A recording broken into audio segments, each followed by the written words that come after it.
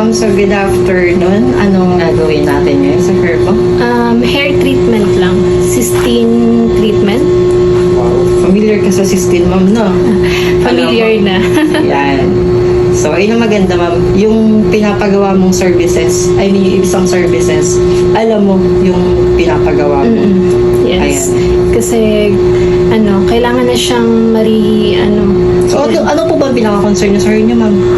ayan, mabuhay lang siya kasi medyo frizzy na and dry. So, kailangan na natin siyang buhayin. And then, at the same time, ikat yung mga dry edges din. So, may in-expect kang straight doon, ma'am? Meron, pero hindi naman that far kasi ang pinakaano ko is mabuhay lang siya. Perfect po. Sige po. Kasi baka mga expectation versus reality po tayo. Sige, ma'am, go. Bali, ito magbabago to ng konti, ma'am. So, medyo mag-flat siya ng konti. Tapos ito, medyo, syempre, magiging parang mukhang riban to. Kasi bagsak naman na po siya. Ito, kakat na lang natin. Okay. So, mas lalong gaganda to. Ito, magka-flat lang na po ng konti. Sige po, ma'am, go.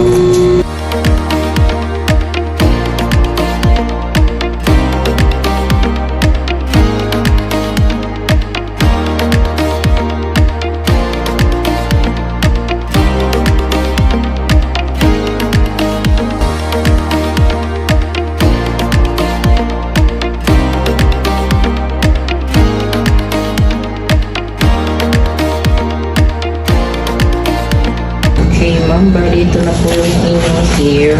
So, bali hindi lang pala cysteine ginawa ko, ma'am, ha? Nilagay natin ang capillary bioplastic na. So, ito po, medyo flat na siya. Siyempre, pinaransya natin. And ito, tinanggal ko yung dapat tanggalin. So, pag nag-wash po kayo, ito medyo babalik sa dati, pero hindi katulad ng dati. Ito maganda. Yan. Okay, thank you so much po. Kumusta yung Okay lang yung length, ma'am? Okay na.